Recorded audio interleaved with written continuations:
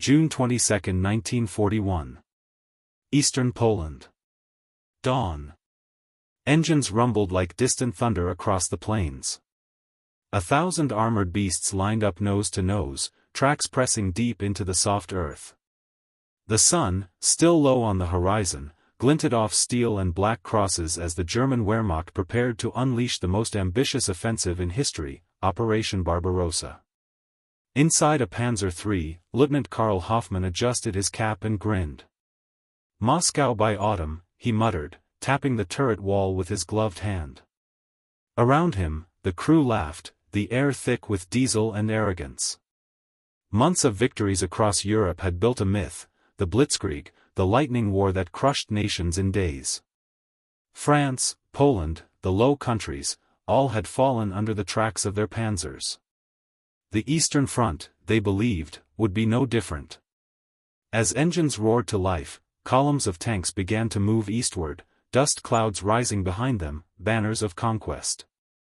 Civilians watched in silence from the roadside, unaware that the storm now rolling east would soon collide with something Germany hadn't yet faced, a machine built not for speed or show, but for survival. At first, everything went as planned. Villages burned, Soviet divisions shattered. Reports flowed in, enemy retreating, minimal resistance, forward elements advancing rapidly. The Germans were euphoric. Their panzers, sleek, agile, and well-coordinated, seemed unstoppable. Soviet tanks like the T-34’s and T-34’s fell apart under their 37mm and 50mm shells. Hoffmann's gunner, Otto, boasted that Russian armor was tin and screws, unfit for war. But then, near the rolling wheat fields outside Minsk, something strange happened.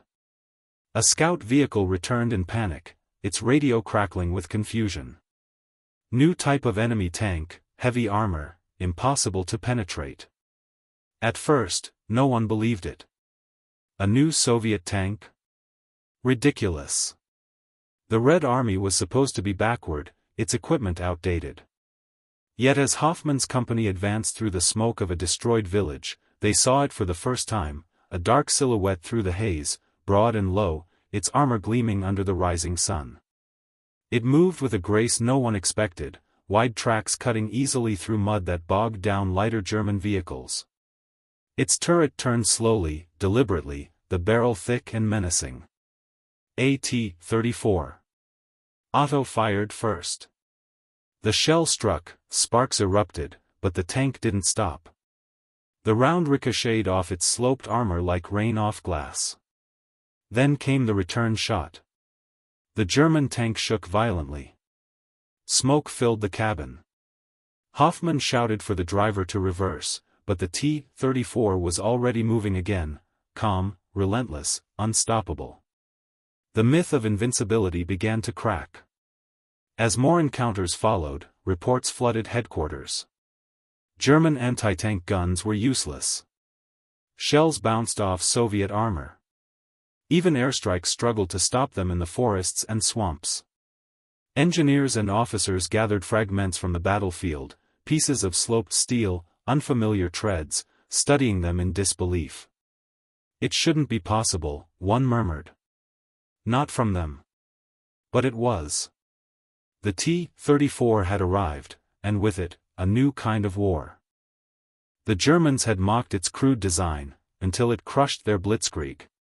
The battlefield, once a theater of confidence, now echoed with uncertainty.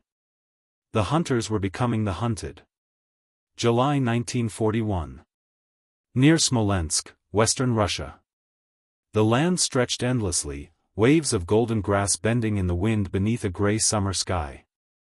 The German advance had slowed. Panzers sat in the open fields, engines ticking and hissing after long hours of combat. Men leaned against armor plates, smoking in silence, eyes scanning the horizon for the next threat they couldn't quite name. Lieutenant Karl Hoffmann stared through his binoculars at the distant tree line. Smoke rose in thin columns. The Soviets weren't running anymore. They were fighting. Word had spread like wildfire among the panzer divisions, the new Russian tank. Crews whispered about it in half-believing tones. T-34, they called it, though few had seen one up close and lived to tell about it.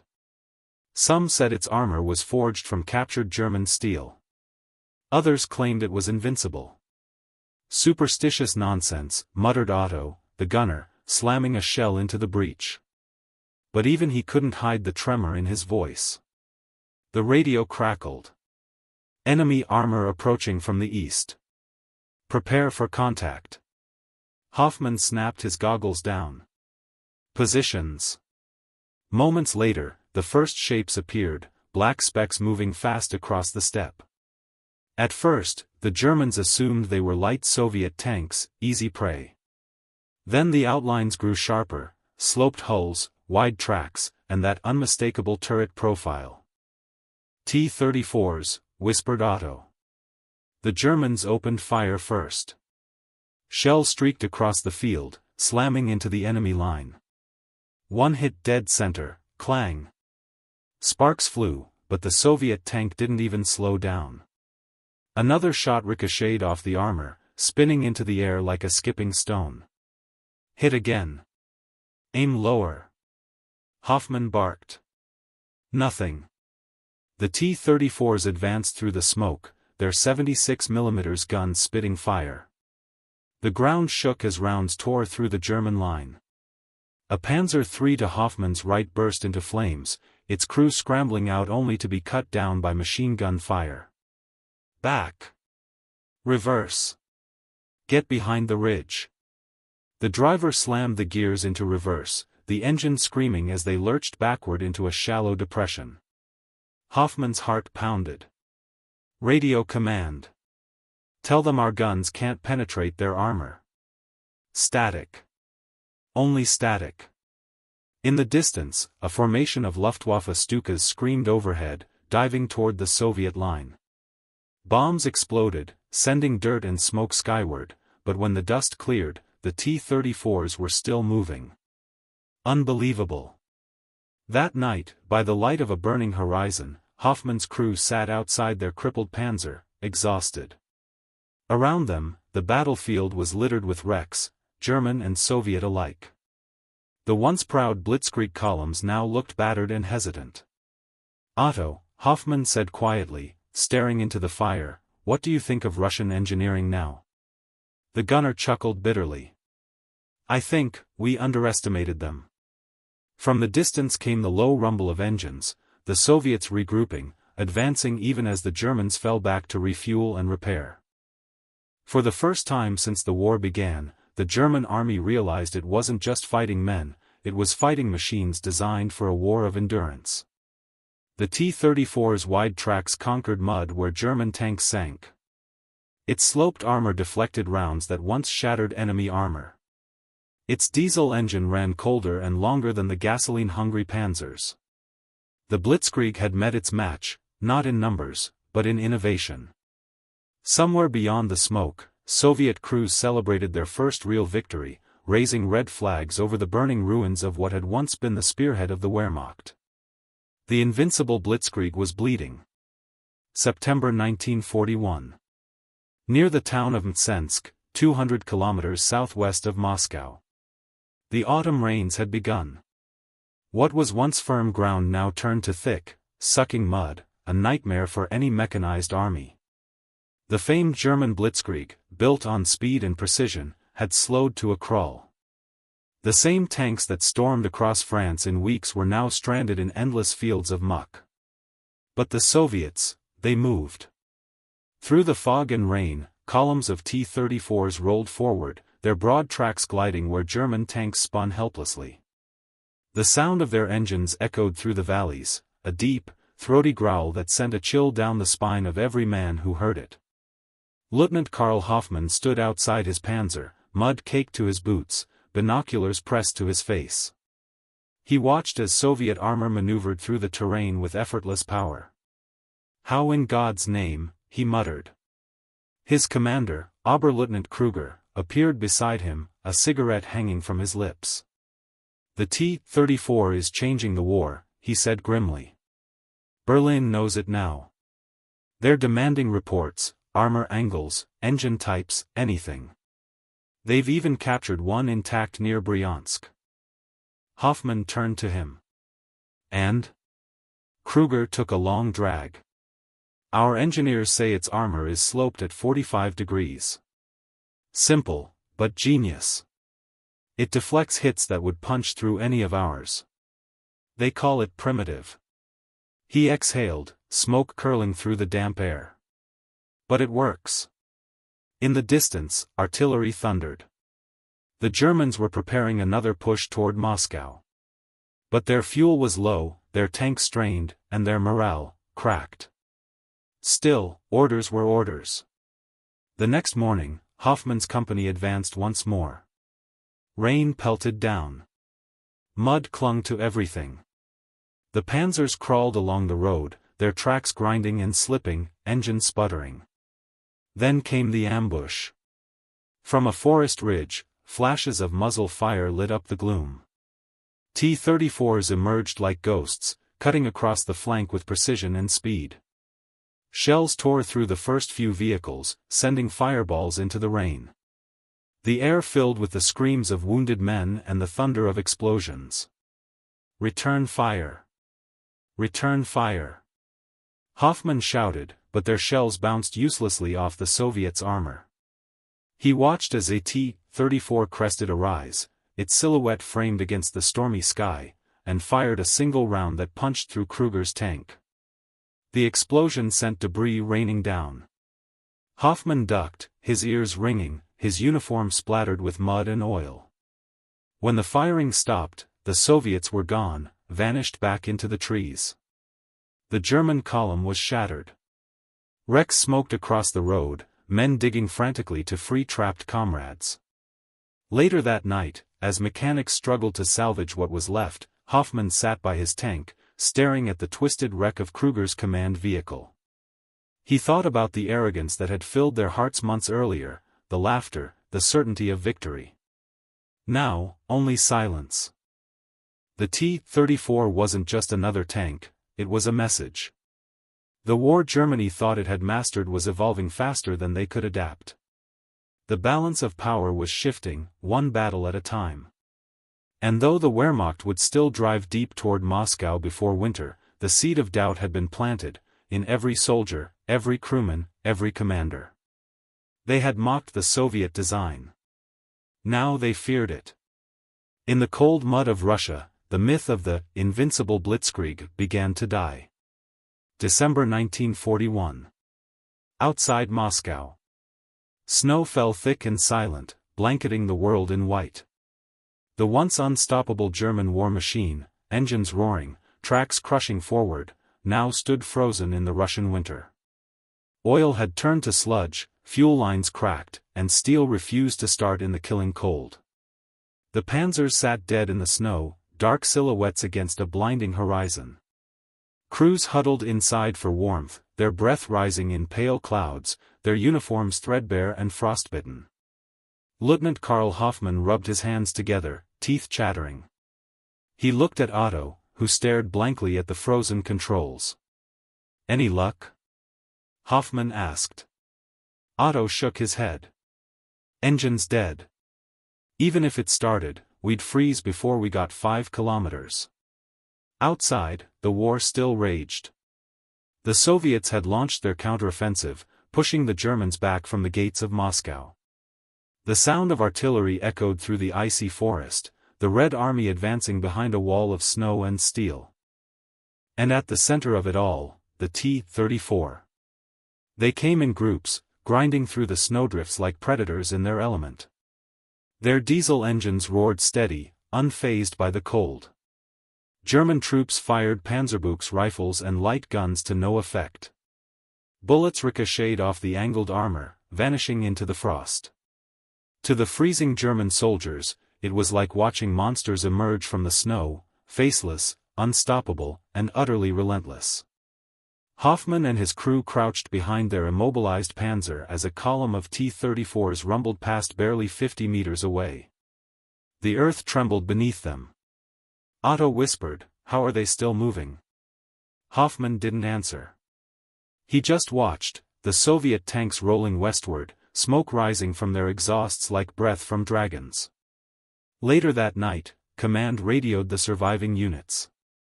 Orders were to hold their positions, at all costs. But the words meant nothing. The Blitzkrieg was over, not in theory, but in spirit. What had once been the spearpoint of conquest was now a desperate defense. The myths that fueled their confidence had frozen solid, shattered by the reality of the Eastern Front. By early 1942, the Wehrmacht's reports to Berlin were blunt and panicked. T-34 superior in all-terrain mobility and armor protection. Current German anti-tank weapons ineffective beyond 300 meters. Captured Soviet engineers were interrogated. German designers were dispatched to study wrecks, sketch armor angles, and measure track widths. One report from a captured T-34 reached the desk of Heinz Guderian himself, the father of Blitzkrieg. His response was terse and telling. "We must learn from the Russians." Factories in Germany began to retool. Out of those bitter lessons would come the Panther, a tank born directly from fear and respect of the T-34's design. But that would take time the Germans no longer had. For now, Hoffmann's crew and thousands like them endured the Russian winter, fighting, freezing, retreating. Every time they heard that low, familiar rumble in the distance, they knew what was coming. The laughter and mockery of the summer of '41 were gone. In their place was silence, and the haunting realization that the war had changed forever. The T-34 had not just beaten their tanks. It had broken their confidence, shattered their myth, and rewritten the rules of mechanized warfare. The hunters had become the hunted. And for the first time in the war, the Germans understood what it felt like to be on the other side of the Blitzkrieg. Spring 1942. Kharkov Front, Ukraine. The thaw had come, rivers swelling, roads turning into oceans of mud. The remnants of the winter battles lay half-buried, burnt-out trucks, shattered panzers, twisted guns jutting from the thawing earth like bones. Germany had survived the winter, barely. But survival wasn't victory. In the rear lines, engineers and officers pored over captured Soviet equipment under strict orders from Berlin. The T-34 stood in front of them like a silent teacher, mud-caked, dented, and still defiant. Its secrets were simple, almost crude. But that simplicity was its genius. Sloped armor that deflected rounds rather than absorbed them. Wide tracks that carried it across terrain where others bogged down. A powerful, efficient diesel engine that refused to die. A colonel from the German Ordnance Department muttered as he ran his hand along its hull, "It's ugly, but beautiful." These lessons would soon birth the Panther, a machine forged in humiliation. A tank designed not from German arrogance, but from Soviet necessity. Yet while the engineers learned, the soldiers bled. Lieutenant Karl Hoffmann and what was left of his Panzer platoon were reassigned to Kharkov, the iron heart of Ukraine. Their Panzers had been upgraded with makeshift armor plates, field repairs, and improved guns. But still, they knew, the T-34's ruled the battlefield. In the distance, smoke billowed over the city. The Soviets were coming again, their tanks moving like a tide through the steppe. "Positions. Spread out," Hoffmann ordered. His voice was calm, but inside he felt the familiar dread. Through the lenses of his field glasses, he saw them, T-34's cresting a hill, sunlight flashing off their armor. It was like watching an army of ghosts from last year, the same shape, the same sound, the same terror. Fire. The German guns opened up, the new 50mm shells hitting harder, faster. One T-34 stopped dead, its side smoking. Another turned sharply, taking cover behind a rise. The Germans cheered, but it was short-lived. More T-34s poured through the gap, dozens of them, their cannons thundering. The ground erupted as rounds slammed into German positions. A Panzer IV exploded to Hoffmann's left, its turret spinning into the air. "Fall back." But the Soviets didn't pursue recklessly anymore. They moved with discipline, coordinated, deliberate. The Red Army had learned, too. Hoffmann's Panzer limped away under cover of smoke, treads churning the mud. He looked back one last time, across the field where burning tanks lit the horizon. The T-34’s stood there, engines rumbling in victory, silhouettes against the firelight. He realized then that the T-34 wasn't just a weapon, it was a symbol. It embodied everything Germany had underestimated: resilience, simplicity, and will. Months later, rumors spread through the ranks: a new German tank, the Panther, was coming. Faster, stronger, deadlier. Designed to meet the T-34 head-on. But Hoffmann couldn't shake the feeling that they were chasing a shadow, trying to reclaim an advantage they had already lost. War was no longer about speed or surprise. It was about endurance. And on that front, the Soviets had proven themselves unmatched. The T-34 had changed the course of the war, and every German soldier who survived Barbarossa carried its echo with them. As Hoffmann once said, watching a column of them disappear into the haze. We mocked their steel. Now, it shapes our graves. The Blitzkrieg, the dream of lightning victory, had been buried in the mud of the Eastern Front. And from that mud rose a new era of warfare, forged not by arrogance, but by survival.